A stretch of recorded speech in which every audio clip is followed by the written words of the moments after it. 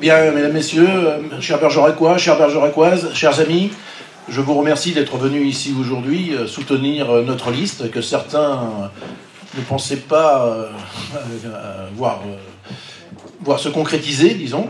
Voilà, à force de travail, nous avons réussi à boucler 35 noms et nous sommes bien présents.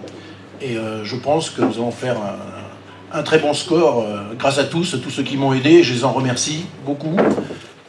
Voilà, sur Bergerac, il y a des problèmes. Je ne serai pas très long parce que c'est pas le thème du programme aujourd'hui. Ça en est simplement une partie. C'est pour ça que j'ai invité notre ami Jean Messia, qui vous fera un brillant exposé, j'en suis sûr, à son habitude, sur l'immigration, sur la laïcité, voilà, tous ces problèmes qui inquiètent un peu les Français.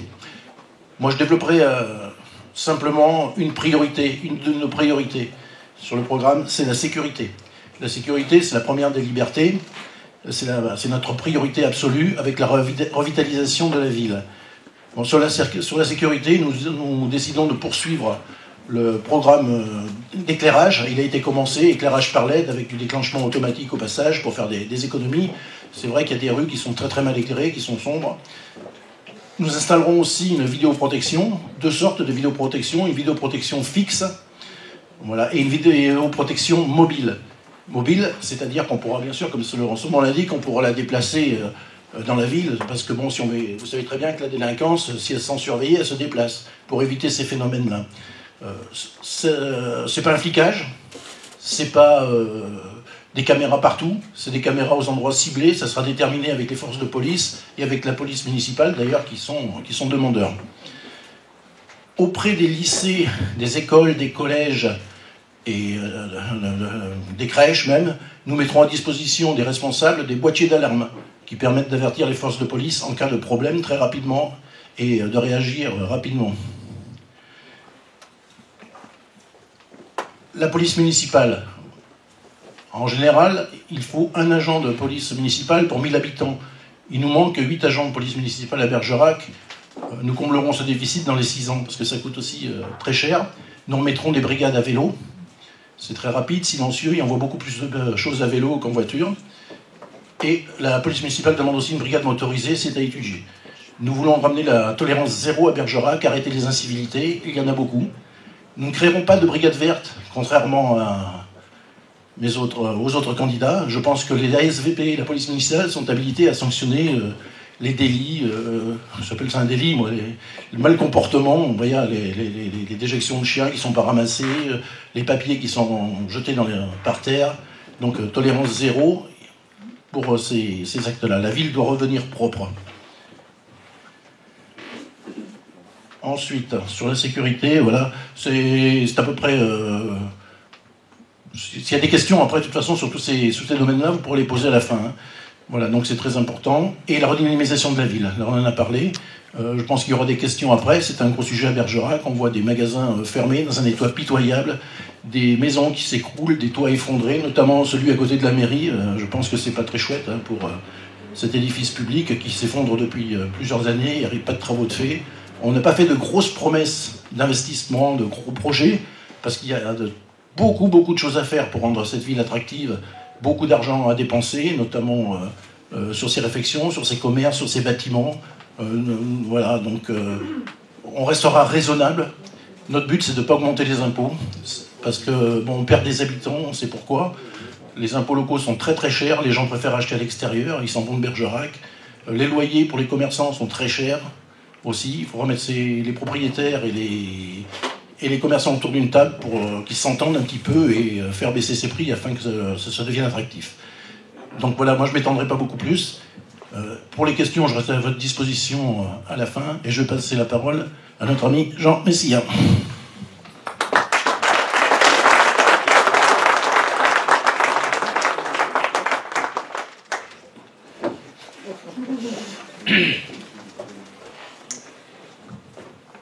Bonjour à toutes et à tous, merci pour votre accueil, merci mon cher Robert pour ton invitation, ça fait toujours plaisir de te revoir. Je crois que c'est la première fois que je viens à Bergerac je crois que ça n'a pas fait partie de mes destinations pendant la campagne présidentielle.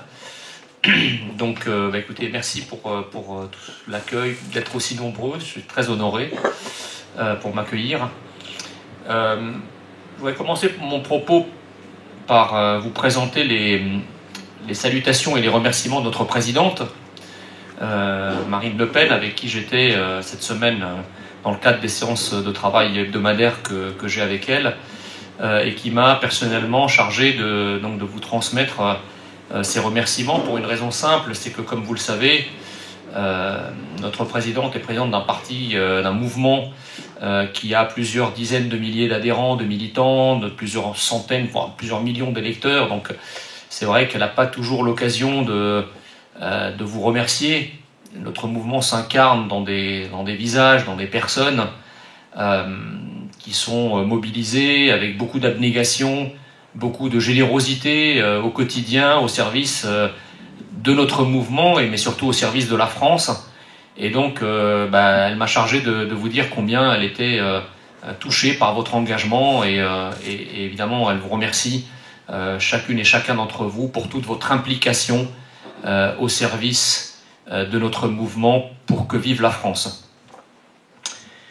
Je suis donc venu aujourd'hui à double titre, d'abord pour te soutenir, mon cher Robert. Je pense que Robert, tu es une personne très généreuse, une âme très généreuse, humainement généreuse, et je pense que tu feras un excellent maire, indépendamment même des considérations politiques, parce que tu es quelqu'un qui t'engage, tu es quelqu'un qui est passionné, tu es quelqu'un qui est convaincu par ce que tu fais, et plus que tout, tu es quelqu'un qui a, et ça c'est quelque chose à laquelle je suis très sensible, comme beaucoup d'entre nous, tu as la France chevillée au corps, et donc cette image que tu as de la France, cette idée que tu as de la France, eh bien, je me porte garant du fait que tu sauras la mettre en œuvre de manière très passionnée, de manière très impliquée ici localement. Et donc, la seule chose que je souhaite, c'est que la prochaine fois que tu m'invites, je t'appelle Monsieur le maire. Faut applaudir là normalement.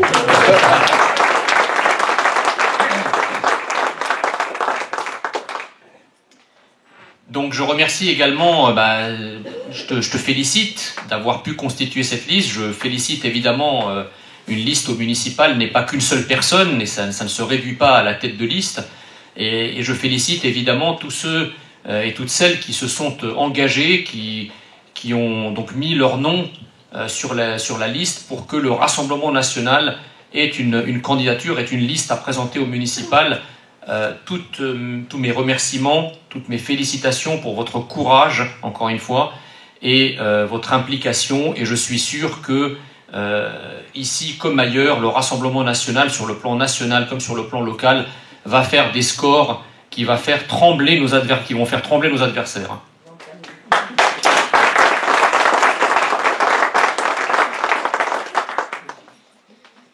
Alors j'en viens à la thématique d'aujourd'hui, donc sur l'immigration et la laïcité.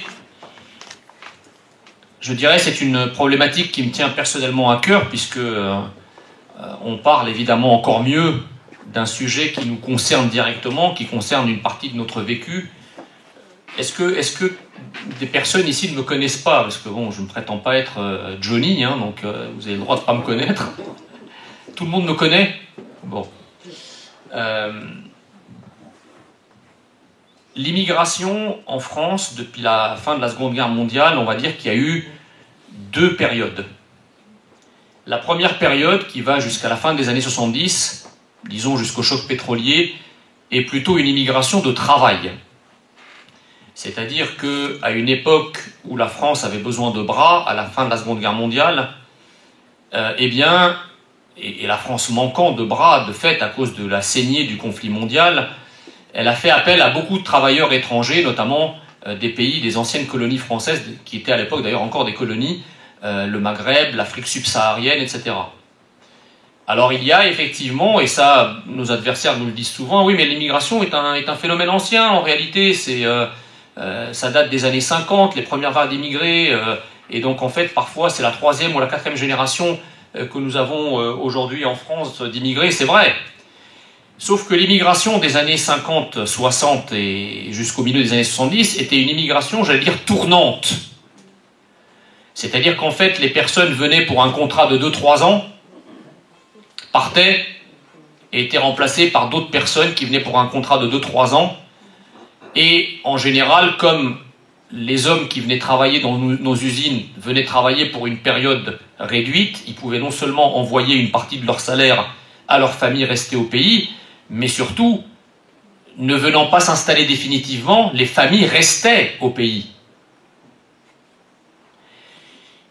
Il se trouve qu'avec le choc pétrolier et l'internationalisation progressive de l'économie française, cette immigration tournante est devenue un problème pour le secteur économique. Pourquoi? Pour une raison simple, c'est que les immigrés qui venaient travailler dans nos usines devaient d'abord être formés. Et donc, nos entreprises consacraient beaucoup d'argent pour former ces immigrés pour être opérationnels sur les chaînes de production.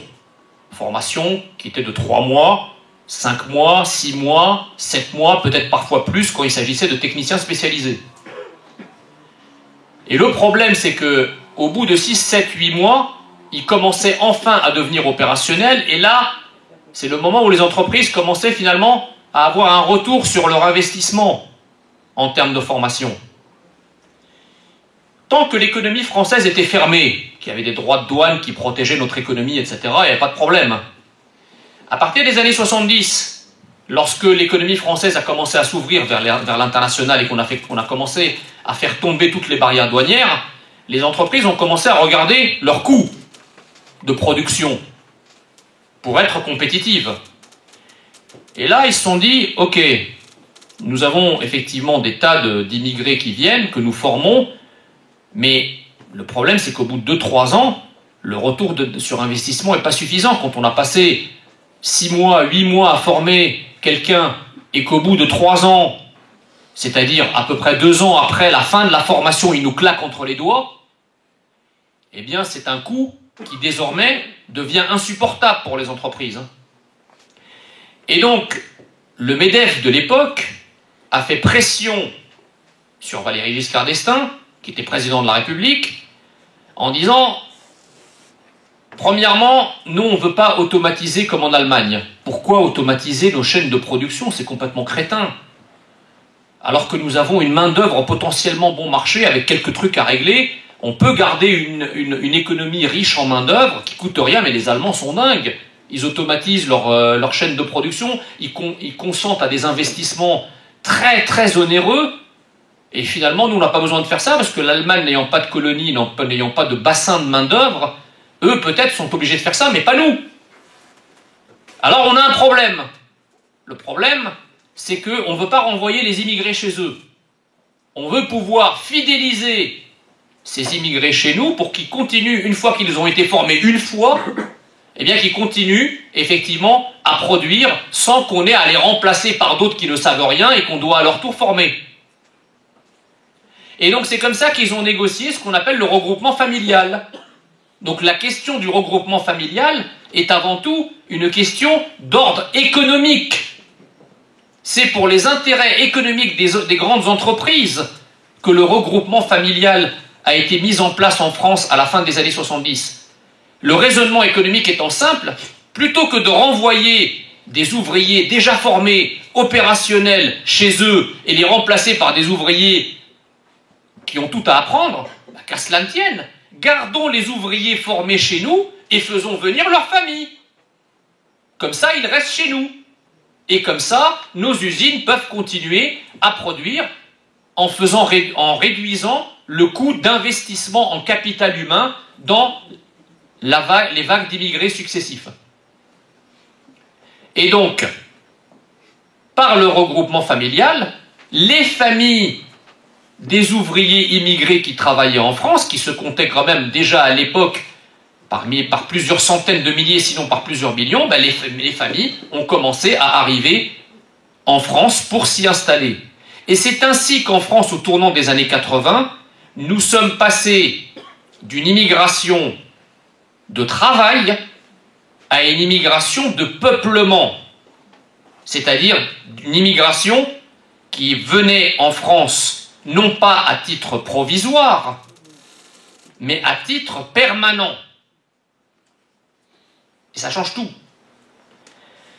Donc déjà, il y a un phénomène de massification de l'immigration. Parce que, évidemment, quand vous accueillez quelques centaines de milliers, même quelques millions d'immigrés de travail, ce ne sont que quelques millions. Si vous les accueillez avec leur famille, là, vous changez de dimension. Le nombre est beaucoup plus important. Ça ne serait pas un problème, ce problème de quantité ou de nombre, si parallèlement, au tournant des années 80, je veux dire en 1981, arrive à la tête de la France François Mitterrand. François Mitterrand arrive avec, dans ses wagons, tous les étudiants, toute la génération des étudiants de mai 68. Juste une petite incise, mai 68, il y a deux mouvements. Il y a le mouvement de ce qu'on appelle la commune ouvrière, c'est-à-dire les ouvriers français qui légitimement, alors que la France s'enrichissait de plus en plus, font des grèves massives, etc., pour réclamer leur part du gâteau. Et il y a le deuxième mouvement qu'on a appelé la commune étudiante. En gros, des fils à papa boutonneux, habitant les beaux quartiers de Paris et les beaux quartiers des villes de province, dont la seule et unique demande était de pouvoir accéder au dortoir des filles pour forniquer librement. Ça, c'était la grande demande sociale des étudiants de mai 68. Et donc, les étudiants de mai 68, lorsqu'ils sont dans la rue au mois de mai 68, rêvent d'une jonction avec la commune ouvrière. C'est-à-dire, ils rêvent de faire cortège commun avec les ouvriers. Sauf que les ouvriers français de l'époque, ils leur disent « Non mais attendez, vous êtes là pour vous amuser, pour jouer à la petite révolution. Nous, on a une famille à nourrir, d'accord? Nous, ce soir, on ne va pas rentrer dans notre 300 mètres carrés boulevard Saint-Germain à Paris pour sentir la fumée de cigare que papa fume au coin de la cheminée, ok? Nous, ce soir, on rentre en banlieue, on a des gosses à nourrir et une famille à nourrir. Donc non. Et là, la commune étudiante, les Cohn-Bendit et compagnie, en ont ressenti une sorte de dépit amoureux. Ils ont été rejetés par l'ouvrier français. Et donc, arrivés aux commandes de la France à partir de 81, dans le sillage de la gauche, ils ne vont avoir de cesse que de faire payer à l'ouvrier français sa geste de mai 68. Et donc, ils vont en quelque sorte remplacer l'ouvrier français, réputé rance, refusant les délires sociétaux, etc., par l'ouvrier immigré, sur lequel, lui, il projette tout leur fantasme gauchisant de l'immigré docile. Enfin, c'est le bon ouvrier, en quelque sorte. Voilà, l'ouvrier qui correspond exactement à l'imagerie de la gauche. Et donc, va se développer à partir de 81, au même moment où vous avez toute cette massification de l'immigration de peuplement, va commencer, sur le plan qualitatif cette fois-ci, à se propager depuis le sommet de l'État un discours violemment antinational.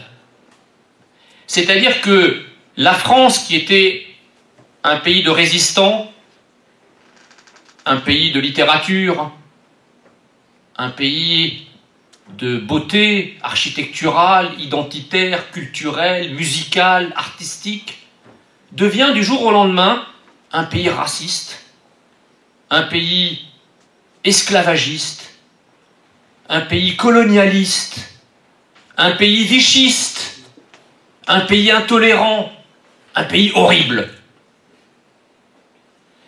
Et donc, d'un côté, vous avez le discours des élites françaises à partir de 81 qui vise à transformer la France en un désert identitaire. Parce que depuis le sommet de l'État, nos élites aspergent la terre identitaire nationale d'un désherbant antinational. C'est-à-dire qu'en fait, tout ce qui pousse sur la terre nationale, c'est des mauvaises herbes. C'est des mauvaises herbes, des ronces racistes, antisémites, fascistes et tout ce que vous voulez. Mais le problème, c'est que cette masse d'immigrés qui arrivent en même temps au tournant des années 80, c'est au même moment, à partir du moment où les élites commencent leur discours antinational à partir du sommet de l'État, c'est le même moment où arrive massivement une immigration de peuplement des ouvriers immigrés avec leurs familles. Or, ces ouvriers immigrés et leurs familles, ils n'arrivent pas du tout, eux, avec un désert identitaire. Eux, ils arrivent avec leur identité d'origine. Des identités d'ailleurs souvent fortes, qui mêlent la religion, l'histoire, la culture, la langue, les us et les coutumes, etc. Et le délire de la gauche libérale-libertaire a été de considérer que finalement, tous ces immigrés nous suivront gentiment dans cette espèce d'harakiri identitaire qui consiste à transformer le citoyen en un consommateur et en un producteur, et on attendait des immigrés qui suivent le même chemin que ce qu'on imposait aux Français, c'est-à-dire qu'ils oublient d'où ils viennent, qu'ils oublient ce qu'ils sont, qu'ils oublient ce qui les a fait, pour ne devenir qu'un agent économique qui est là juste pour consommer sur le grand marché de plus en plus mondialisé. L'aboutissement de cette logique, vous la connaissez, c'est qu'il n'en a rien été, c'est que nous sommes faits harakiri sur le plan identitaire, sauf que les populations immigrées qui sont là, elles, ont connu comme un effet rebond. C'est-à-dire que, ne voulant pas participer à l'épopée du vide, à l'épopée du néant que proposaient les élites françaises, il y a eu un effet rebond. Elles se sont au contraire arc-boutées et radicalisées dans leurs identités d'origine. Tant et si bien qu'aujourd'hui, sur le territoire national, nous avons de plus en plus d'enclaves identitaires étrangères où vous n'êtes plus en France. Et le pire, c'est que lorsqu'on dit ça à nos élites dirigeantes, on leur dit, mais attendez, dans tel et tel endroit, on n'est plus en France. Mais ils vous disent, c'est quoi la France? On ne peut pas ne pas être en France, puisque la France n'existe pas. Donc on est partout en France. N'importe qui, dans le délire de nos élites nationales, ou antinationales plutôt, n'importe qui, venant de n'importe où, parlant n'importe quelle langue, se comportant n'importe comment, peut être français. Pas de problème. Il n'y a pas d'identité française. Combien de fois je me suis retrouvé face à des adversaires macronistes sur les plateaux télé, où je leur dis, mais attendez, mais il faut quand même... La France a une identité. Première question, mais monsieur, c'est quoi l'identité française?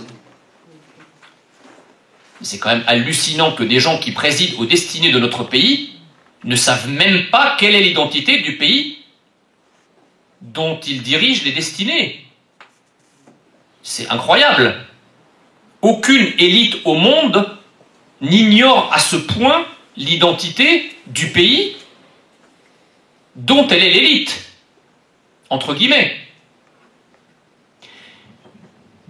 Et donc, face à cette concurrence identitaire qu'il y a sur notre territoire, la question de la laïcité, qui est assez récente en fait, qui entendait parler de laïcité dans les années 60 et 70? Personne. Pourquoi la question de la laïcité est venue comme ça à la charge brutalement à partir des années 90 et de plus en plus à partir des années 2000? Tout simplement parce que nous sommes confrontés, la France est confrontée à un défi identitaire qui provient d'identités au pluriel, mêlant à la fois le national et le religieux. C'est-à-dire que, comme vous le savez, l'islam n'est pas qu'une religion. L'islam est une religion, mais c'est aussi un mode d'organisation politique, économique, sociale, familiale, etc. Ça règle la vie du croyant au jour le jour. Et donc, face à cet assaut, à cette concurrence identitaro-religieuse de l'islam, la République a cru se défendre avec la laïcité. Alors là, je m'arrête plutôt, parce que vous avez rien dit. La laïcité, c'est un concept, un double concept. En tout cas, il y a deux façons de l'appréhender. Première façon d'appréhender la laïcité, c'est la façon des islamo-gauchistes, de la France insoumise, etc. Eux vous disent que la laïcité, c'est en fait pour eux un bélier dont le rôle est d'extirper les derniers pans, les dernières traces des racines chrétiennes de la France. Donc vous allez voir, les islamo-gauchistes de la France insoumise vont debout quand il va y avoir une crèche, vont debout quand il va y avoir un sapin, vont debout quand il va y avoir un crucifix quelque part. On va dire la laïcité. Pour eux, la laïcité, c'est un outil pour abattre les dernières traces judéo-chrétiennes de la France. Ça, c'est la première, je dirais, acception de la laïcité. Il y a une deuxième acception de la laïcité, et c'est la nôtre.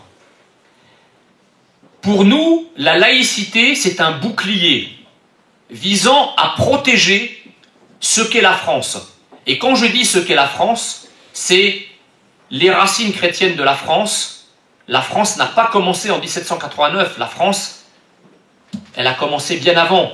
Il faut tout prendre dans la France. La France n'a pas commencé il y a 2 siècles. Et donc, la laïcité pour nous, c'est le bouclier permettant de protéger l'identité nationale française contre tous les assauts identitaires alternatifs qui veulent non seulement la menacer, mais surtout la remplacer. Donc attention à ne pas vous laisser piéger par cette histoire de laïcité qui a 2 choses. Le fait d'avoir une crèche quelque part, c'est pas contraire à la laïcité, précisément parce que la France est un pays, qu'on le veuille ou non, et je sais que ça fait très mal à beaucoup de nos adversaires, la France est un pays aux racines chrétiennes. Quand vous sortez dans les villes, dans les villages, dans notre capitale Paris, dans les grandes villes, que je sache, vous ne voyez pas de pagode, vous voyez pas de mosquée, enfin, pas encore. Vous voyez principalement des églises. Donc ça, c'est un legs historique. Que vous soyez chrétien, athée, pratiquant, non pratiquant, n'ayant aucun lien avec la religion ou beaucoup de liens avec la religion, c'est juste une réalité qui s'impose à nous. C'est un legs de l'histoire. Nos cathédrales, nos églises, etc., tous nos édifices religieux chrétiens, ce sont des témoins qui nous relient au temps des cathédrales. Et donc on ne peut pas faire une croix dessus, quelle que soit la relation que vous avez avec le dogme religieux, c'est pas la question. Et donc ça, c'est la France. Et la laïcité doit protéger la France dans tout ce qu'est la France. À la fois ses racines religieuses, ses racines républicaines, tout ce qu'est la France contre les tentatives d'incursion et de remplacement d'identités concurrentes. Donc, on ne peut pas opposer le concept de laïcité à l'établissement d'une crèche dans une mairie, ce qui me semble totalement débile, mais on peut opposer la laïcité, effectivement, au burkini dans les piscines. Oui. Parce que, comme tous les pays au monde, la France a une identité nationale. Ce qui, moi, me surprend toujours, c'est que le concept même d'identité nationale, le fait même de le prononcer en France, vous fait taxer de tous les mots. Précisément parce que nous avons, depuis une 40aine d'années à la tête de la France, un système antinational dont le seul but est d'en finir avec la France. C'est-à-dire qu'en fait, ce système qui nous pousse dans nos retranchements tous les jours, en voulant nier ce que nous sommes, vous exhorte à passer à autre chose. Tous les jours, il vous dit « mais la France est finie ». Qu'est-ce que vous attendez pour passer à autre chose? Pourquoi rester arc-bouté sur la France, les Français, tout ça, c'est fini. Passez à autre chose. Ben non, je suis désolé. Nous ne passerons jamais à autre chose parce que nous entendons rester Français en France pour toujours.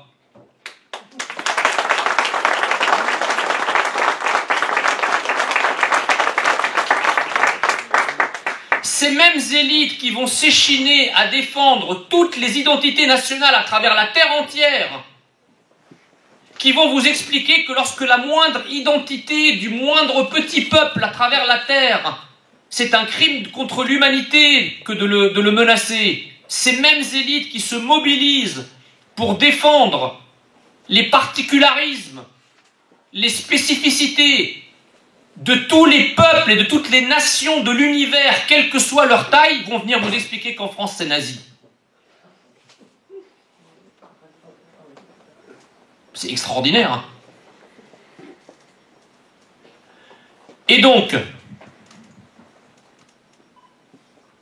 l'idée c'est que nous ne sommes ni xénophobes, ni racistes, ni intolérants. Le fait d'affirmer l'identité nationale ne revient pas, comme le système antinational veut nous le faire croire, à nier l'identité des autres. Lorsque vous êtes citoyen d'un pays dont vous portez la nationalité, ce qu'on demande, c'est que lorsque vous portez la nationalité d'un pays, vous en adoptiez également l'identité. Et d'ailleurs, lorsque vous allez commander la preuve que vous êtes citoyen d'un pays, ça s'appelle comment déjà ? Non, dites les 3 mots. Carte. Répétez. Carte nationale d'identité. Les mots ont un sens. Pourquoi c'est pas qu'une carte? Pourquoi vous n'allez pas demander une carte de citoyenneté, par exemple, comme vous demanderiez un pass Navigo ou une carte de transport en commun? Ou une carte d'abonnement à un cinéma? Pourquoi vous demandez une carte nationale d'identité? Ça veut dire quoi? Ça veut dire que dans le document qu'on vous délivre, vous avez la carte qui est le document administratif, vous avez la nation, carte nationale, c'est pas un gros mot, c'est marqué dessus. D'identité. Et pendant des siècles, la carte nationale d'identité était constituée, ce sigle CNI, ces 3 mots, était consubstantiel. Et nous avons depuis maintenant une quarantaine d'années un système qui nous explique que carte nationale d'identité, c'est sécable. Ce sont des notions sécables. C'est-à-dire que vous pouvez avoir une carte, mais sans avoir le national d'identité, on s'en fout. Vous pouvez être un national, mais sans avoir de carte, et vous pouvez avoir une identité qui ne soit pas nationale, mais qui a quand même une carte. Enfin, le bordel, quoi.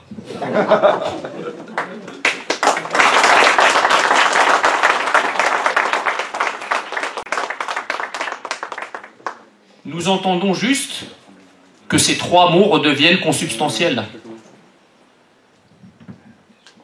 Personne n'est obligé de devenir français. Et personne n'est obligé de vivre en France comme un Français. Personne. Donc nous, on dit une chose très simple. Si vous voulez vivre au sein de notre communauté nationale, en ayant la nationalité française, c'est-à-dire en étant membre citoyen de notre communauté nationale, il faut juste que vous nous ressembliez. Quand je suis arrivé avec ma famille en 1978, je ne suis pas arrivé, contrairement à ce que le système nous explique, je ne suis pas arrivé dans un pays hostile. La France n'était pas hostile, c'était juste un pays exigeant, qui disait une chose très simple. On te donne ce pays, mais pour t'en montrer digne, tu vas te comporter et ressembler à la population de ce pays. C'est tout. Ce qui est normal. Lorsqu'on porte la nationalité d'un pays, il faut se comporter comme les citoyens de ce pays. On n'oblige pas les gens à nous ressembler. On n'oblige pas les gens à vivre comme nous. Mais par contre, étant dans notre propre pays, nous sommes en droit de refuser que les autres nous imposent ce qu'ils sont.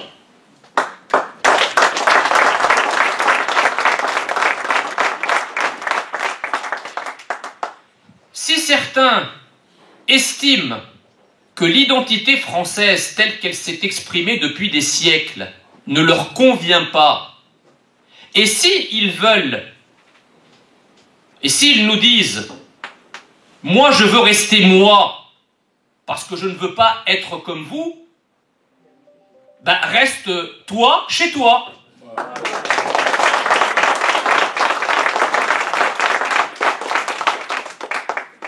Et le message d'espoir que je suis venu vous délivrer, c'est qu'en réalité, cette attitude de défiance, ce sont nos élites dirigeantes depuis une quarantaine d'années qui en sont responsables. Lorsque vous avez des élites dirigeantes qui expliquent depuis 40 ans qu'à la question « qu'est-ce qu'être français ?», vous devez répondre « être français », je ne sais pas. Évidemment qu'ils portent une lourde responsabilité dans ce capharnaüm identitaro-migratoire qu'est devenu la France. Lorsque, à chaque fois qu'on a des provocations communautaristes, nous avons un pouvoir qui s'aplatit, voire qui va au-devant de ces revendications, c'est pas en face que ça va s'arrêter. Pourquoi il s'arrêterait ? Nous, le Rassemblement national, nous entendons mettre un cran d'arrêt définitif à toute forme de revendication communautaire, que ça plaise ou pas.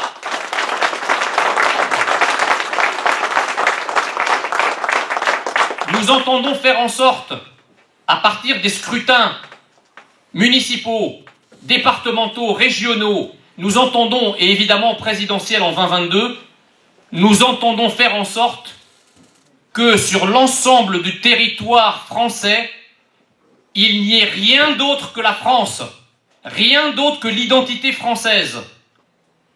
Il n'y a pas de raison, comme aujourd'hui, qu'un citoyen français qui est chez lui se balade dans des zones de plus en plus nombreuses, la tête baissée, parce qu'il a honte d'être ce qu'il est chez lui, vous vous rendez compte ? Nous ferons en sorte que le citoyen français relève la tête et qu'il marche fièrement partout sur le territoire national.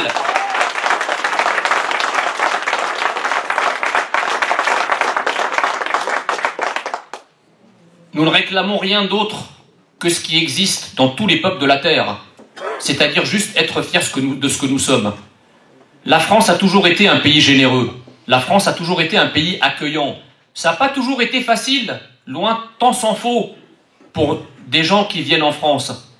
Mais on voit bien que l'assimilation à la France, elle requiert deux choses. Elle requiert d'abord un pouvoir qui dise ce qu'est la France.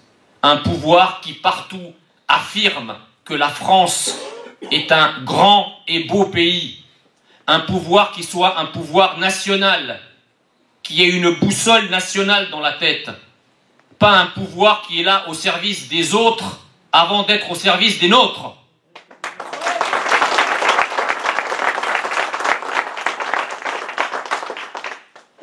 Dernier exemple en date, quand vous pensez qu'alors même que la crise du coronavirus s'était déclarée, que Macron, de concert avec l'Union européenne, envoie 17 tonnes de matériel permettant de lutter contre le coronavirus en Chine, et qu'aujourd'hui, de ce point de vue, la France se trouve quasiment à poil, oui, le macronisme, c'est les autres avant les nôtres. Nous, ça sera l'inverse.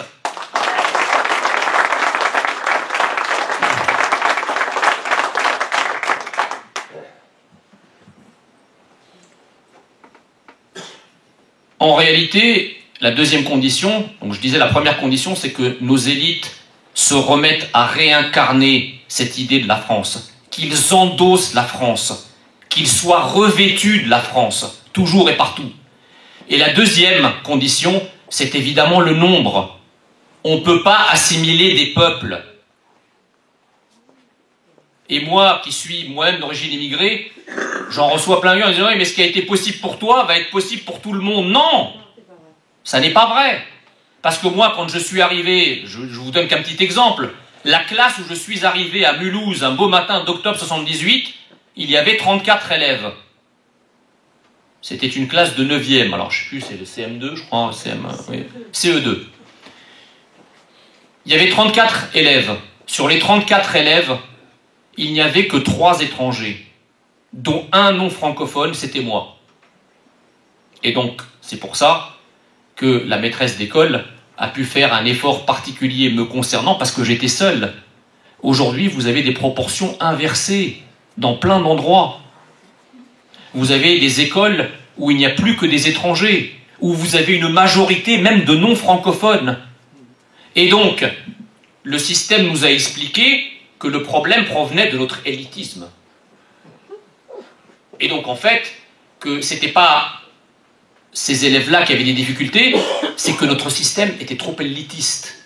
Et donc, que le salut passerait par l'effondrement de la totalité du système pour que ces élèves ne soient pas en difficulté. Et c'est comme ça que nous avons effondré l'éducation nationale. Et les mêmes qui vous expliquent ça font tout pour mettre évidemment leurs élèves, eux, dans les meilleures écoles de Paris et les écoles privées, etc. Vous comprenez, c'est comme toujours, hein. L'égalité, etc., la justice, l'humanité, etc., c'est toujours bon pour les autres. Jamais bon pour soi-même. Donc, le problème, c'est que il faut maintenant voir comment ce problème va se régler, ce problème identitaire de la France. Vous savez, les combats électoraux qui vont commencer, qui ont déjà en réalité commencé par l'élection européenne, qui était de bon augure, puisque, comme vous le savez, la liste emmenée par Jordan Bardella est arrivée en tête des élections. Bravo. Malgré la mobilisation tous azimuts du président de la République lui-même, à croire que tout le matraquage entre 2017 et 2019 sur Marine Le Pen est morte, le Rassemblement national va disparaître, ils sont foutus, ils vont plus revenir. Eux-mêmes n'y croyaient pas, parce que s'ils y croyaient, le président de la République ne se serait pas mobilisé lui-même en évinçant l'oiseau qui s'est envolé de la liste, enfin en tout cas des affiches électorales de l'élection européenne. Et malgré l'investissement colossal du président de la République lui-même, l'usage de tous les moyens à sa disposition pour tenter d'éviter ce qu'il considère comme le pire, c'est-à-dire notre victoire, il a échoué. Et donc, cette séquence des européennes clôt le chapitre 2017-2019 où ils ont voulu nous voir morts et ils se sont aperçus avec un grand désespoir que non seulement on bougeait encore, mais qu'en plus on leur a mis une mandale. Donc ils ont mis fin au cumul des mandats, nous on a introduit le cumul des mandales.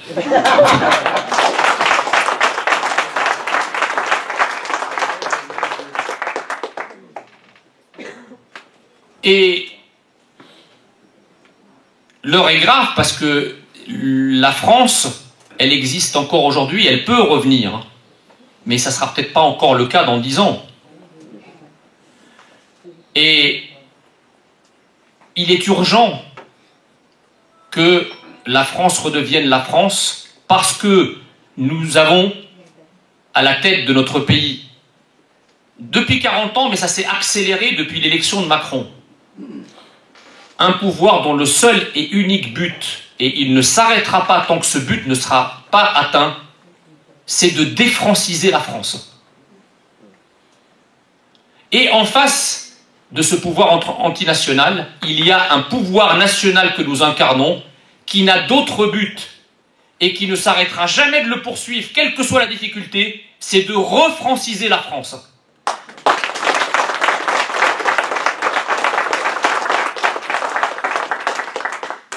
Et donc je vous invite vraiment, je félicite encore une fois tous ceux qui ont inscrit leur nom sur les listes des municipales, qui ont eu le courage de s'engager véritablement au service de la France.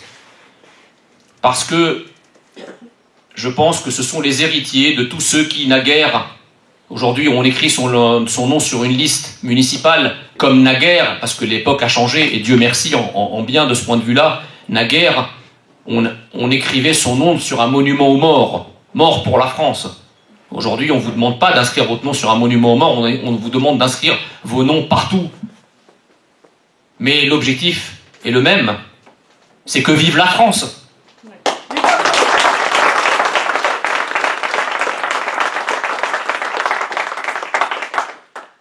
Et donc, je vous invite vraiment à vous engager parce que ça en vaut la peine. Je l'ai fait moi-même, je me suis engagé. J'ai rejoint Marine en 2016. J'ai quitté la trajectoire toute tracée qui était la mienne au sein de la haute fonction publique. Je suis encore aujourd'hui fonctionnaire, ça fait 3 ans que je suis bénévole.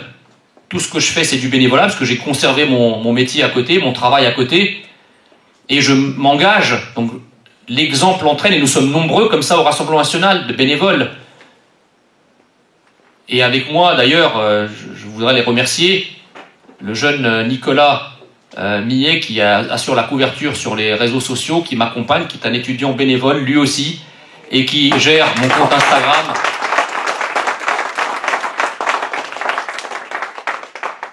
Et également Philippe. Il est où Philippe? Il est au fond.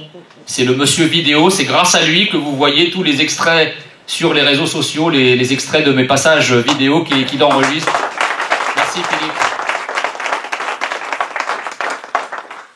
Et donc nous sommes nombreux et vous savez, il y a quelque chose qui nous sépare quand même des macronistes. C'est que nous croyons en une verticalité. La France pour nous c'est une foi. La grande différence finalement entre le système macroniste et le système national que nous incarnons, c'est que pour Emmanuel Macron, la France c'est simplement un pays dans lequel il vit. C'est un morceau du globe terrestre qui est juste un morceau, un lopin du globe terrestre. C'est juste un pays dans lequel il vit. Et pour nous, c'est bien plus. Pour nous, chers amis, la France est un pays qui vit en nous. Pour lui, c'est un pays dans lequel il vit. Pour nous, c'est un pays qui vit en nous. Et donc ça change tout.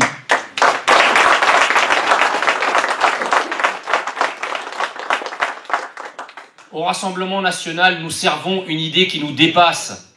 Nous avons un idéal qui nous dépasse, pour lequel nous sommes prêts à consentir tous les sacrifices. Nous ne sommes pas des militants macronistes qui négocient les prix avant d'aller militer.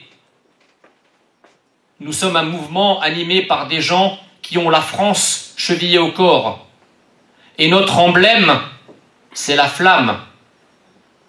Pendant très longtemps, cette flamme a été grande parce qu'elle a été portée par des grands cœurs, nos plus anciens auxquels je rends hommage. Aujourd'hui, cette flamme, elle est alimentée par le vent de l'histoire. Nous n'avons plus le vent de l'histoire de face, comme pendant des dizaines d'années, nous l'avons désormais dans le dos. Partout, le modèle que nous incarnons est en train d'arriver progressivement.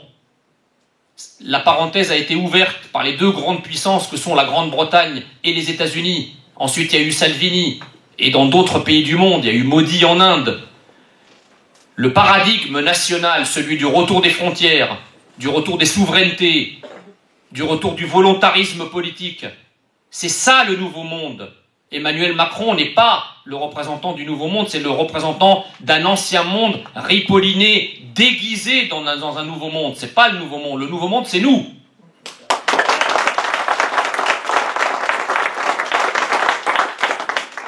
Et donc, je disais que nous avons notre emblème dans le mouvement national, c'est toujours cette flamme. Cette flamme qui, pendant très longtemps, a été portée, protégée de tous les vents, contre vents et marées, par nos aînés dans le combat, qui ne s'est jamais éteinte, mais qui aujourd'hui bénéficie d'un vent qui va la transformer en grand brasier national pour qu'un beau matin de mai 2022, le drapeau tricolore flotte à nouveau sur l'Élysée avec Marine présidente.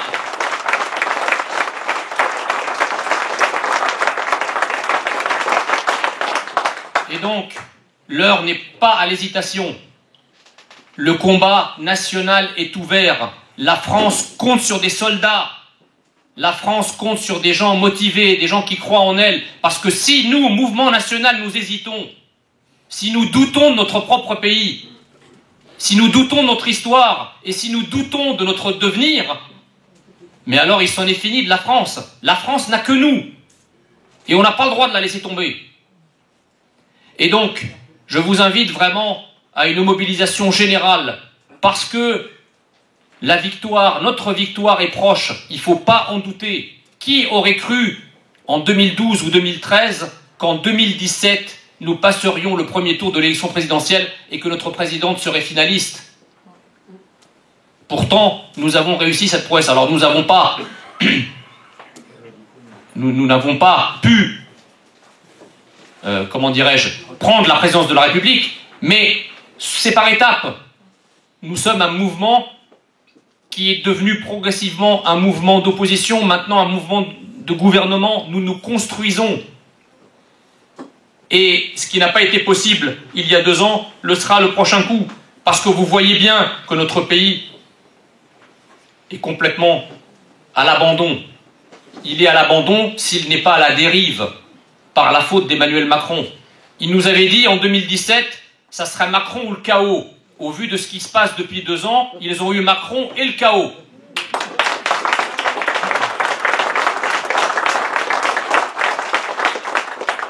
Donc je vous invite à vous mobiliser pour les municipales et pour les scrutins qui suivent. Pour une raison simple, c'est que la France coule dans nos veines. C'est Romain Gary qui disait « Je n'ai pas une seule goutte de sang français et pourtant la France coule dans mes veines ». Eh bien, moi je vous dis qu'une seule chose, et je vous le dis vraiment fraternellement et avec toute la passion de la France qui m'anime. Soyez forts, soyez fiers, soyez français.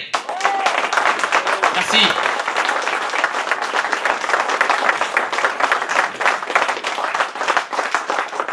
Merci Jean, ce très beau discours. Voilà, je ne vais pas vous laisser partir quand même sans parler d'un sujet qui inquiète tout le monde dans le Bergeracois et que tous mes adversaires politiques se sont bien gardés de parler. Et je remercie aujourd'hui, ici, dans cette salle, le président de l'association des riverains qui nous défend depuis le début contre la construction d'une mosquée surdimensionnée, surproportionnée dans la ville de Bergerac. En effet, Bergerac compte environ 150 fidèles. Ils ont une salle de prière qui est vétuste. Nous ne sommes pas contre une salle de prière rénovée et remise en état. Nous sommes contre cette mosquée disproportionnée qui peut accueillir 650 personnes, 4 classes coraniques, qui a été, dont le terrain a été bradé par Daniel Garrigue. Il a spolié les Bergeracois de 25 000 euros puisqu'il a vendu le terrain en dessous du prix, se disant parce que l'association des Marocains n'avait pas assez d'argent pour le payer. Alors aujourd'hui, on se pose la question, comment peuvent-ils construire une mosquée qui doit dépasser, je ne connais pas le prix, mais les 600 000 euros facilement. Donc on se pose beaucoup de questions. Le financement, aucune réponse, on n'arrive à rien savoir. Donc on est inquiet, je suis très inquiet, c'est un appel d'air, et je suis très inquiet contre l'islamisation qui se passe partout en France. Voilà, les mosquées poussent comme des champignons, et voilà, moi je suis très heureux de me battre à côté de cette association. En plus, cette mosquée est construite sur un terrain inondable, elle n'aurait jamais dû l'être, dans une zone pavillonnaire. Des gens ont travaillé toute leur vie, se sont saignés à blanc pour avoir une maison, pour offrir un foyer à leur famille, et aujourd'hui ils voient leurs biens dévalués de 25 à 30%. C'est honteux. Il aurait fallu je pense qu'il aurait fallu demander l'avis à la population ou construire une salle de prière. Et voilà, ça n'a pas été fait. Donc merci d'être là et nous continuerons, je vous le dis, à nous battre avec vous jusqu'au bout.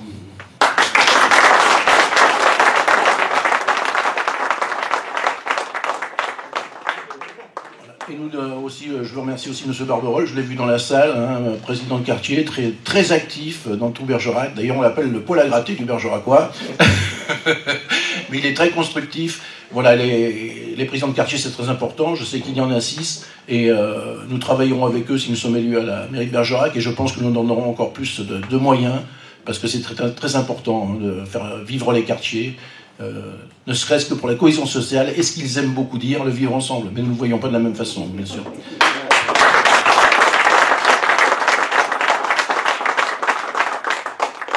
Donc si vous avez des questions, bah, écoutez, on répondra certainement, dans la mesure de nos moyens. Je voulais demander à M. Chida ce qu'il pense du grand remplacement. Ce que tu penses du grand remplacement. J'ai compris.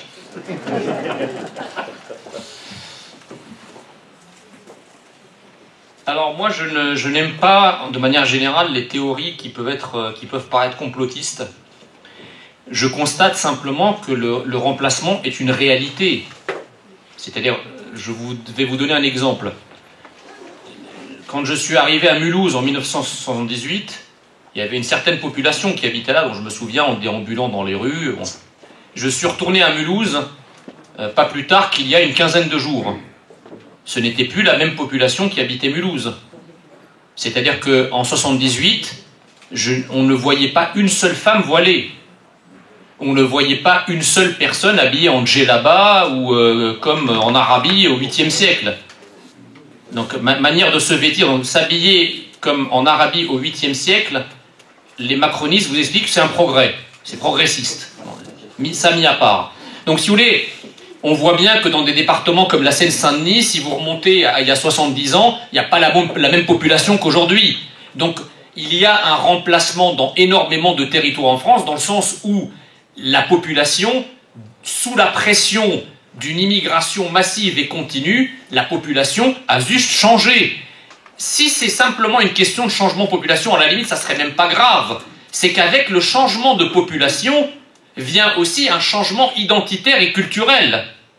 C'est-à-dire que dans les endroits où les immigrés ont remplacé les Français, ou ont remplacé même les immigrés assimilés, parce qu'il ne faut pas croire, ces zones-là, comme la Seine-Saint-Denis, en réalité, elles sont fuies par deux catégories de personnes.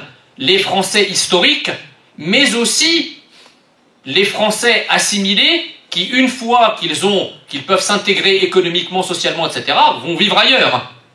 D'accord? Et donc, il y a un remplacement de fait, parce qu'on nous dit, oui, mais le pourcentage d'immigrés en France, en fait, il ne varie pas. C'est faux. Bien sûr qu'il varie. Quand vous avez entre 250 000, donc ça c'est les cartes légales qui sont délivrées, sans parler des immigrés clandestins, vous avez globalement entre 300 et 350 000 personnes par an qui viennent en France. C'est-à-dire que tous les 10 ans, vous avez l'équivalent d'une ville comme la capitale, comme Paris, qui vient en France, d'ailleurs. Donc ça, ce sont des chiffres. C'est pas une vue de l'esprit. Vous comprenez? Donc il y a bien... Alors évidemment, il y a entre-temps un basculement dans la nationalité française de 100 à 250 000 personnes en fonction des années depuis 1974. Donc forcément, vous dégonflez le statistique des immigrés, c'est-à-dire que vous remplacez ceux qui basculent dans la nationalité française par de nouveaux arrivants. Donc statistiquement, ça vous permet de dire, ah bah oui, mais le flux ne varie pas, c'est toujours le même. Mais oui, mais c'est pas comme ça que ça se passe. D'accord? Donc il y a bien un remplacement parce qu'il y a un apport de population étrangère permanente dans notre pays qui, évidemment, finit par remplacer dans des zones de notre territoire de plus en plus vastes la population historique. C'est juste statistique. Ça n'a rien à voir avec une vue de l'esprit ou une théorie complotiste, etc. C'est juste sur la base des chiffres. C'est tout.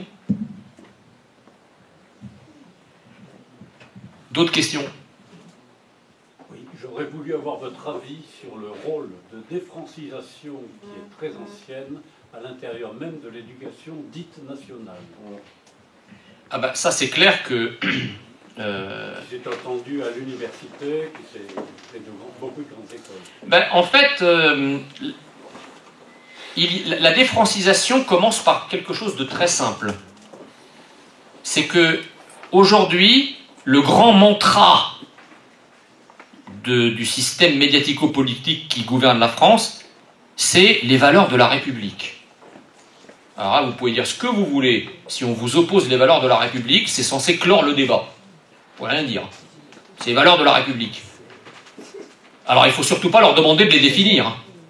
C'est quoi les valeurs de la République? Mais les valeurs de la République. Ah bon, d'accord, ok. Les valeurs de la République, ils ne sont jamais définies. On ne vous dit pas ce qu'elles sont. Et surtout,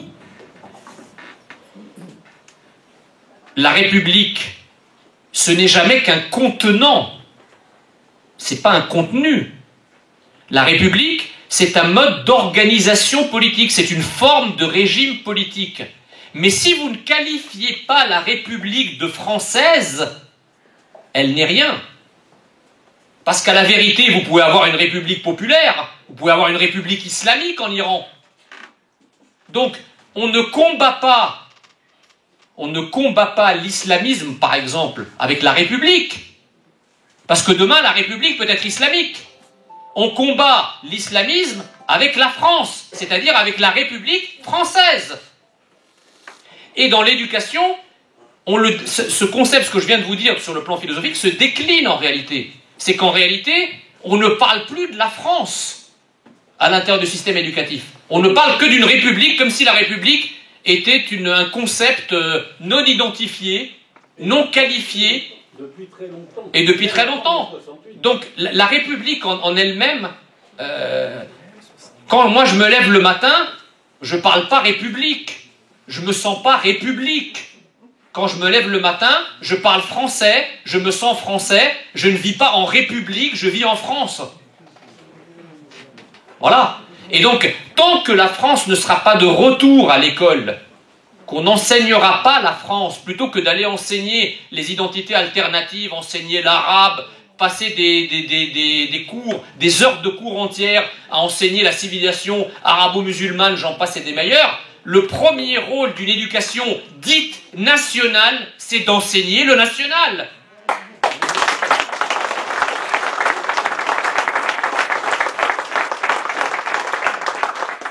Ça nous fait une belle jambe que les gens sachent parler l'arabe, s'ils ne savent pas d'abord parler français correctement. Et c'est un bilingue en arabe qui vous dit ça, donc moi j'ai pas de problème.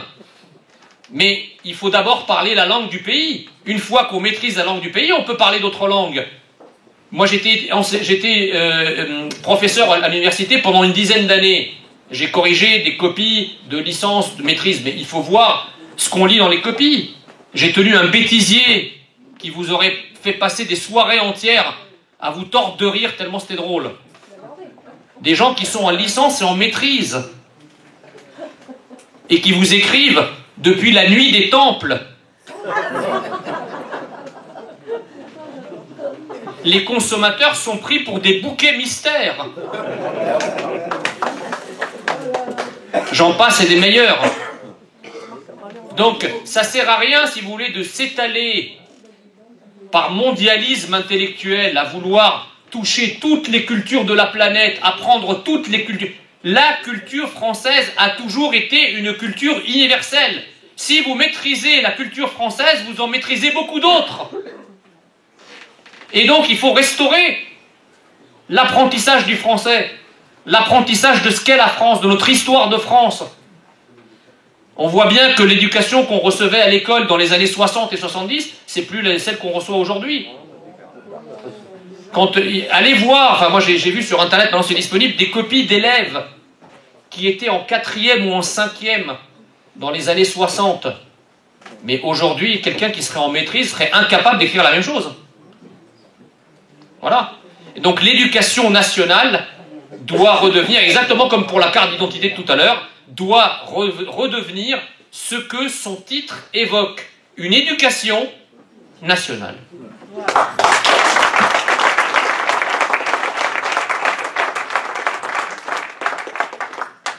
D'autres questions? Ah, je vous ai calmé. Hein. Ouais. Tout à l'heure, chez Dubois, vous avez parlé de la mosquée à Bergerac et des problèmes que ça pose et du coût de cette mosquée. Par ailleurs, comme vous le savez, bientôt il va y avoir une modification, ou du moins un changement dans le jumelage entre Bergerac et Kénitra. Puisque lorsque Daniel Garrigue est arrivé dans son dernier mandat, il a fait un jumelage entre Bergerac et Kénitra. Ce jumelage va se terminer bientôt. Je voudrais avoir votre point de vue sur la suite qui pourra être donnée à ce jumelage.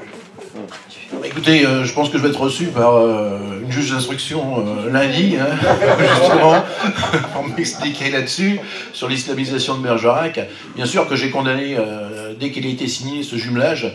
Je l'ai trouvé très bizarre, d'ailleurs. Bergerac, ville à peine va avoir 27 000 habitants, un peu plus, 27 500, je ne sais pas, le chiffre près. Kénitra, je crois que c'est 400 000 habitants intramuros. Ça m'a paru un petit peu bizarre. Et puis en cherchant, en approfondissant un peu plus, on s'aperçoit que le maire de Kénitra est proche des frères musulmans. Donc on se pose des questions.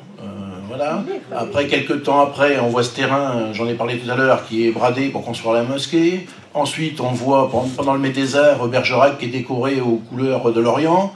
On se pose encore des questions, et la mauvaise question que je me suis posée, c'est pourquoi il y avait un candidat d'origine marocaine. Voilà ce qui me...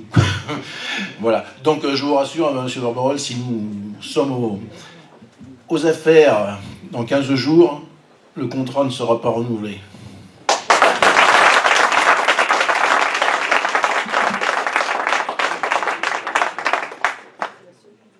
Je vais vous raconter une petite anecdote pour illustrer ce que je vous disais tout à l'heure, parce qu'elle envoie vraiment la chandelle. Il y a à peu près 5 mois, j'étais invité à France Info Télévision, à France Info TV. Et j'arrive, il y avait énormément d'appariteurs d'origine maghrébine dans le hall de l'accueil. Et donc, je commence à engager la conversation avec eux, en arabe, on rigole, c'était très sympa. J'attends, et puis là, on me dit, Monsieur Messia, c'est à vous, vous devez passer à l'antenne. Donc j'y vais, et là, vous le savez, en fait, le plateau est diffusé dans tout l'immeuble de France Télévisions. Donc, je passe mon interview, 10 minutes, et puis je redescends. Et là, les types tiraient des tronches rectangulaires. Je me dis, mais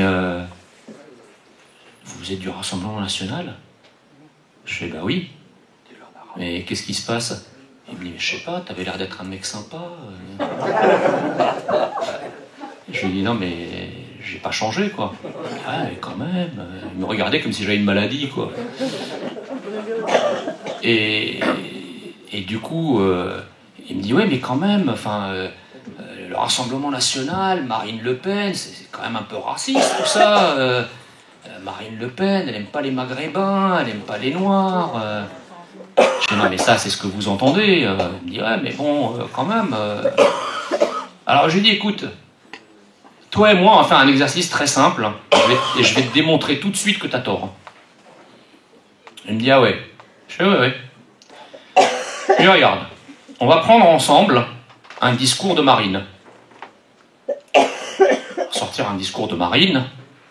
Il dit, tu vois, là, elle parle de l'identité nationale, de l'identité française. Là, tu as le mot France, française, français, etc. Je lui dis, il me dit, tu vois, regarde, elle fait que parler de la France et tout, bon, voilà, elle parle jamais de nous. Je lui dis, ok, d'accord, pas de problème. Je lui dis, maintenant, prends exactement le même discours, et tu es de quelle origine?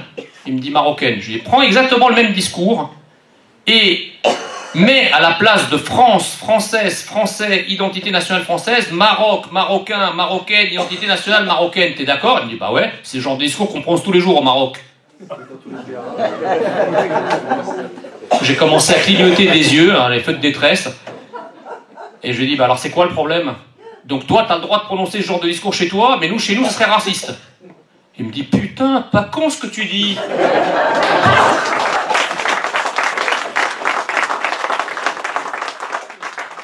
Voilà. C'est tout. Et donc, vous voyez, ce que je vous disais tout à l'heure, c'est qu'en réalité, le discours que nous portons, pour lequel on s'en prend plein la figure, par des élites françaises qui sont acquises à toute autre chose qu'à la France, en réalité, c'est un discours parfaitement normal, parfaitement admis, applaudi, ovationné dans tous les pays du monde. Donc nous n'avons pas à avoir honte de ce que nous sommes. Eux ont à avoir honte de ce qu'ils sont parce qu'ils ont abandonné la France et qu'ils l'ont trahi.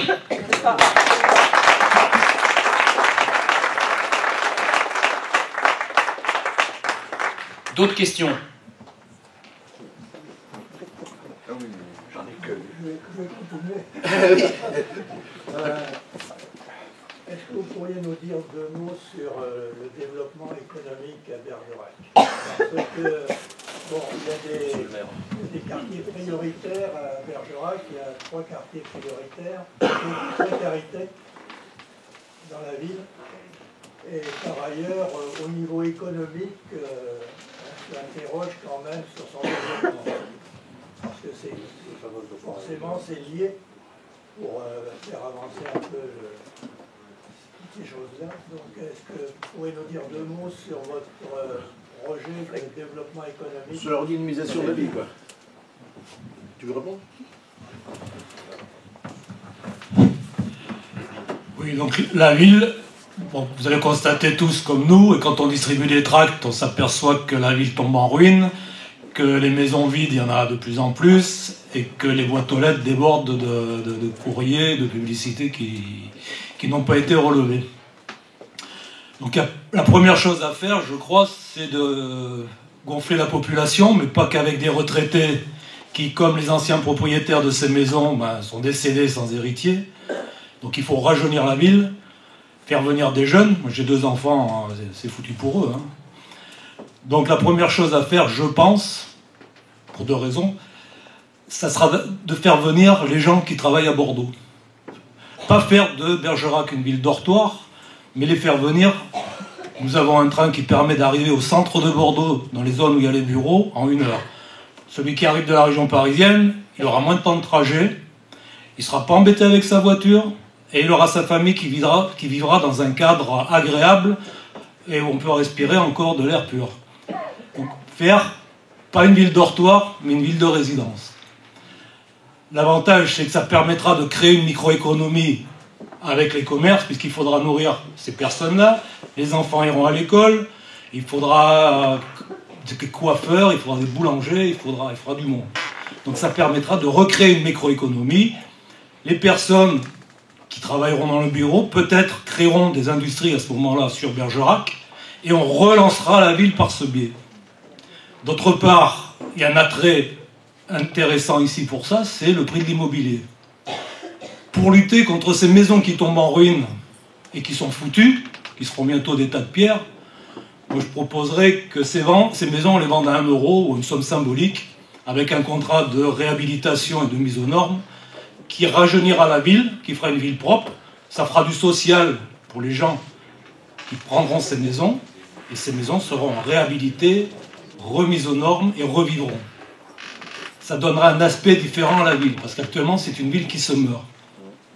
Pour que cette ville cesse de donner cette apparence mortifère, que l'on voit aussi en promenant dans le centre-ville, avec ces vitrines qui sont sales, derrière lesquelles il y a des courriers qui ont été glissés sous la porte, des cartons éventrés, c'est une ville qui part à l'abandon. Donc, comme les propriétaires de magasins les louent à des prix exorbitants, et puis qu'il est difficile d'ouvrir un commerce en ce moment, moi j'obligerai les propriétaires qui ne louent pas ces magasins à décorer leurs vitrines, à faire des dessins en trompe-l'œil, pas n'importe quoi, il faudra que ce soit fait en accord avec la ville, mais pour rajeunir, pour faire revivre ce centre-ville, redonner un peu d'attrait à la ville. Donc d'une part, l'immobilier, si on donne des maisons à 1 euro aux personnes, ça c'est fait, c'est pas moi qui l'invente. Si on donne des maisons à 1 euro, je pense qu'on fera venir du monde, et ça permettra donc de faire revivre ces maisons qui sont mortes de toute façon, puisqu'elles sont tombées en déshérence, il n'y a pas d'héritier, elles appartiennent au domaine public. Donc on peut les faire revivre comme ça. Si on ne fait pas ça, la grande métropole de Bordeaux, qui est toujours là et qui progresse, où le logement est très cher, va continuer à s'étendre. Elle va s'étendre sur Libourne, sur Sainte-Foy, dans ces villes où il y a des gros problèmes de sécurité. Et comme elle va s'étendre là, les loyers vont monter, et toute la population de ces secteurs-là va finir par arriver chez nous, où les loyers sont pas chers, où le logement n'est pas cher. Donc si on ne chaîne pas, si on ne court-circuite pas Sainte-Foy et Libourne de suite, on va avoir la population à problème qui va débarquer chez nous, au lieu d'avoir la population qui est économiquement intéressante. Voilà, donc pour moi, on démarre par ça. Après, bien sûr, l'économie va suivre. Si vous avez une population jeune et dynamique qui arrive, avec des enfants qui voudront peut-être rester ici, on pourra relancer la ville. C'est difficile aussi de lutter contre Internet. Mais l'histoire de faire venir les gens qui travaillent à bureau, qui travaillent à Bordeaux, avec le télétravail et la ligne de chemin de fer qui permet de se rendre au centre de Bordeaux en 1 heure, c'est moins de temps qu'il ne faut pour aller de Mérignac au centre de Bordeaux en voiture. Sans problème de stationnement en plus. Donc je pense qu'on peut redémarrer. Il faut réamorcer, il ne faut pas faire des grands projets. Et ça coûte rien. La ligne existe déjà.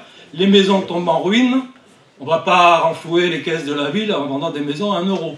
Mais on va redynamiser la ville. Voilà. Donner un attrait à cette ville. C'est le premier pas. Je ne sais pas si vous êtes d'accord, mais il faut relancer ça. Après, le reste, on fera tout ça. Il y a une chose aussi que je voudrais faire, moi c'est en politique, hein, rien n'est impossible. C'est mettre un petit peu tous les propriétaires de ces commerces autour d'une table. C'est pas très facile. Ils sont pas nombreux, hein, on les connaît bien, à Bergerac, et avec les associations de commerçants. Parce que ces gens-là, vraiment, ils préfèrent ne pas louer leur commerce plutôt que de baisser les prix. Baisser les prix, c'est un peu scandaleux, quoi. Je pense que il faut du dialogue avec ça. Il faut vraiment essayer de les mettre autour d'une table, que chacun y mette du sien. Et qu'ils puissent baisser un petit peu leur prix de loyer, parce que bon, c'est pas viable pour des commerces. Il y a des gens ici qui veulent s'agrandir. Moi, j'ai vu des commerces, ils espèrent agrandir, ils veulent un nouveau local et tout ça, et suivant leur chiffre d'affaires, ils peuvent pas. Ben, on leur dit, écoutez, je citerai pas le nom du propriétaire, ils leur ont dit, écoutez, tous les matins, il y a un pigeon qui se lève, je trouverai quelqu'un d'autre, c'est inadmissible. Ces gens-là, je pense quand même, ils ont des locaux à Bergerac, ils aiment Bergerac comme nous on l'aime. Il faut vraiment leur faire prendre conscience que c'est important de faire un petit effort et que tout le monde doit faire un petit effort pour sa ville. Voilà, donc ça c'est aussi dans nos projets. Oui, mais ces patrons, ils paient aussi un impôt. Alors on lui baisse. Comme l'autre. Eh bien oui. Pour la dame. Comment ? Et pour la dame. Oui, les patrons paient un impôt. Ces patrons, et bien ils paient des impôts. Mais bien sûr, ils paient des impôts, mais ils préfèrent laisser leur bâtiment en ruine, hein, oui, c'est sûr. Non, c'est pas tolérable. Et les vitrines. Il y a tout qui va ensemble. Mais on sait bien qu'il y a tout qui va ensemble. On sait que les impôts sont chers à Bergerac, notamment les impôts locaux. Nous, on s'engage à ne pas augmenter les impôts locaux, voir si on peut les baisser, parce que c'est ce qui empêche les ventes. C'est ce qui empêche les ventes dans Bergerac. C'est pour ça qu'on a perdu. C'est aussi pour ça qu'on a perdu plus de 450 habitants. Parce que les impôts locaux sont très chers. Les gens arrivent...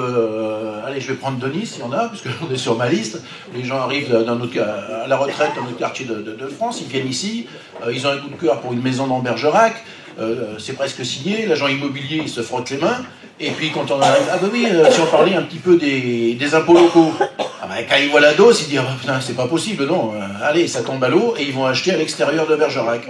Donc là aussi, il y a quelque chose à faire. Voilà, on le sait, il y a un gros travail. C'est pour ça qu'on n'a pas fait de projet faramineux. On veut régler ces problèmes, des problèmes simples, qui ne sont pas forcément une question de beaucoup d'argent, hein, contrairement à un candidat qui va emprunter 600 000 euros sur 10 ans, engageant encore même la prochaine municipalité. Non, il n'y a pas que l'argent. Il y a aussi la volonté de le faire.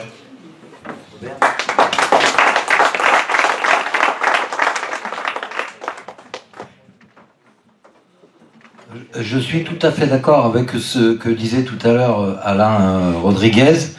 Et par contre, je pense qu'il faut qu'il y ait multiples actions.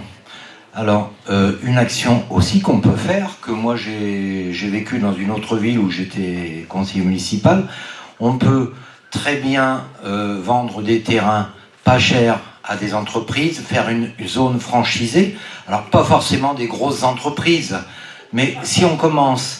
Bergerac, c'est quand même une région qui est très agréable à vivre. C'est une très belle région. Moi, j'ai vécu longtemps sur la Côte d'Azur, mais je peux vous dire que je me plais ici. Mais on pourrait essayer de faire venir une petite entreprise, une deuxième, une troisième, une quatrième entreprise, et ça prendrait le temps qu'il faut. Mais au moins, nos enfants qui sortiront ingénieurs ou quelque chose, ils auront peut-être du travail. Alors, ça ne va pas se faire en 2 jours, mais je crois qu'il faut agir sur tout ce qu'on peut faire pour redynamiser notre ville. Voilà.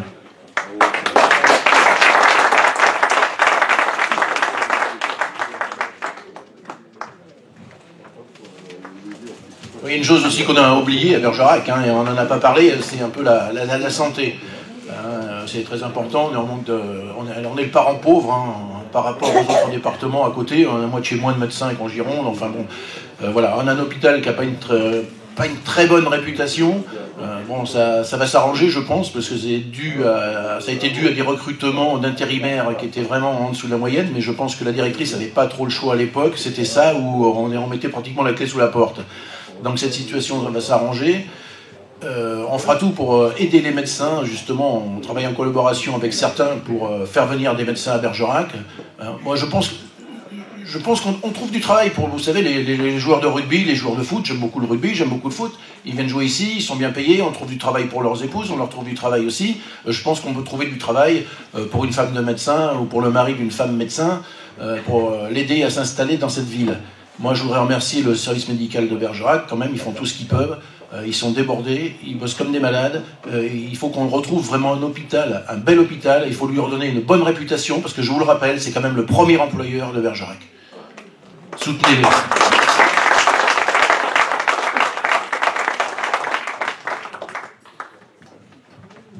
Oui, pour la redynamisation de la ville, il y a une chose à laquelle on a pensé, c'est un créneau qui est exploité de plus en plus en France, mais qu'on a complètement laissé tomber ici, c'est le tourisme chinois. Bon, c'est pas le moment d'en parler. Pour le moment, il n'y a que les virus qui font le tourisme. Mais bon, ça va revenir. Toutes les villes qui ont exploité le tourisme chinois sont tellement à l'agonie parce qu'ils ne viennent plus. C'est un apport énorme. On peut ici faire une petite partie d'un tour chinois qui ferait les vins de Bordeaux, Bergerac avec Cyrano, c'est connu dans le monde entier, on peut les faire venir, la vallée, les châteaux de la vallée de la Dordogne, Sarlat et Lascaux. Sur 5 jours, si on passe des accords avec des tours opérateurs, sur 5 jours, on peut faire un tour intéressant. Donc les vins de Bordeaux, Bergerac, Cyrano, c'est connu dans le monde entier, ça les intéresse. La vallée de la Dordogne avec les châteaux, ça, c'est pas que Bergerac, mais Bergerac gagnera. Sarlat et Lascaux. C'est un attrait touristique énorme qui n'est pas exploité. Les Chinois, c'est une mine. Partout où on va, même au cœur de la Bosnie, on voit quand c'est exploité, je connais bien le pont de Mostar, c'est bourré de Chinois. Pourtant, c'est paumé dans un pays pourri. Un beau pays, mais un pays qui a un passé récent assez trouble. Et vous les trouvez même là-bas. Ici, on n'a pas su l'exploiter. Si on fait venir les Chinois ici, et c'est un tourisme qui n'est pas que le tourisme d'été que nous connaissons, c'est un tourisme qui marche toute l'année. Le nouvel an chinois, c'est les vacances chinoises, c'est en hiver, au moment où nous n'avons personne ici. Donc en exploitant le tourisme chinois, on peut aussi, ils ne feront qu'une journée sur leur tour à Bergerac, mais ils apporteront énormément à l'économie locale.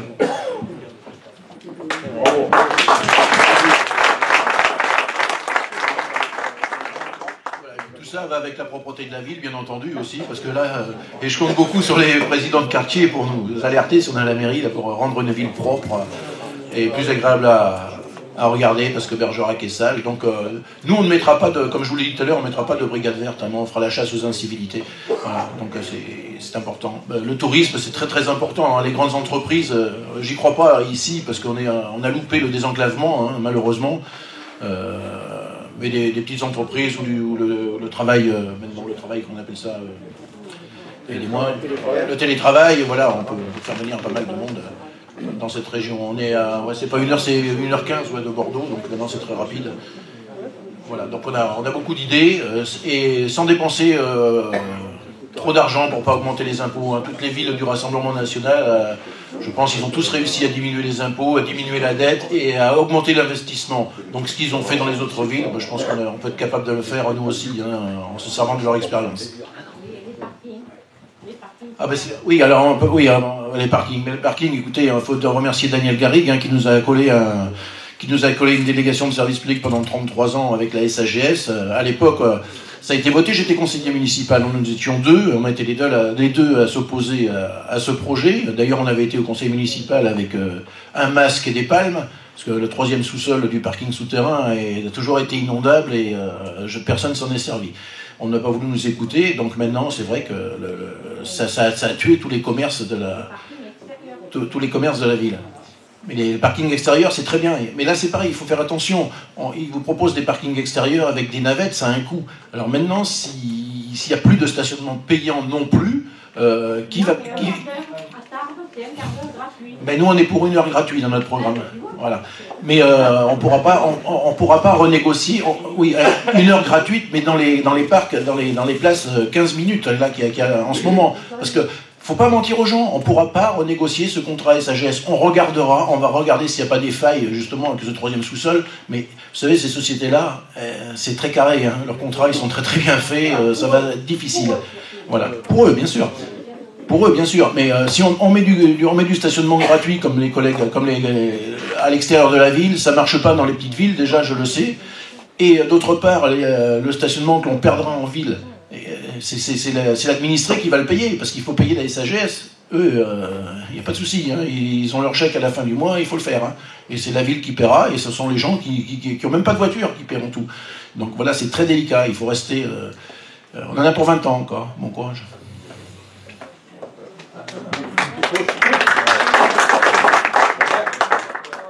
Robert, on voudrait quand même vous donner pour information, parce que je fais partie de la commission de suivi des services publics locaux. Depuis la construction du parking souterrain Place de la République, c'était en 2008, oui. Eh bien, le déficit de SAGS est de 4 millions d'euros. 4 millions d'euros. Et le déficit annuel est de l'ordre de 400 000 euros, à peu près. Mais c'est la ville qui compense cette somme-là. C'est-à-dire que c'est nous qui payons. Même si vous n'avez pas de voiture, vous payez. Voilà. Même si vous n'avez pas de voiture, vous payez. Mais ça, écoutez, il y a un candidat il y a M. Ruet, j'ai vu, alors lui, il m'a épaté parce que lui, il est pour prolonger le contrat avec la SAGS. Continuons, hein, ça marche. Stationnement très délicat, Bergerac. Hein. Moi, c'est très, très délicat. Voilà. Faut pas dire demain on reste gratis, c'est pas vrai. Pour sortir de ces contrats, c'est très difficile, très difficile. On fera le mieux, mais 15 minutes, c'est se moquer du monde. Hein. 15 minutes de stationnement, une maman arrive avec un enfant, sa poussette, elle commence sa manœuvre, on commence à décompter le temps, elle n'est pas garée que les 15 minutes sont passées, tant qu'elle est sortie ses enfants et tout. Donc c'est complètement ridicule, il faut passer à 1 heure. Voilà. Non, oui. Alors je vous propose de chanter notre grande Marseillaise.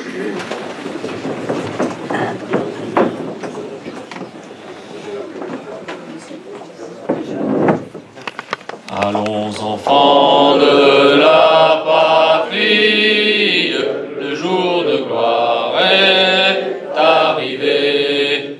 Contre nous de la tyrannie, l'étendard sanglant est levé, l'étendard sanglant est levé.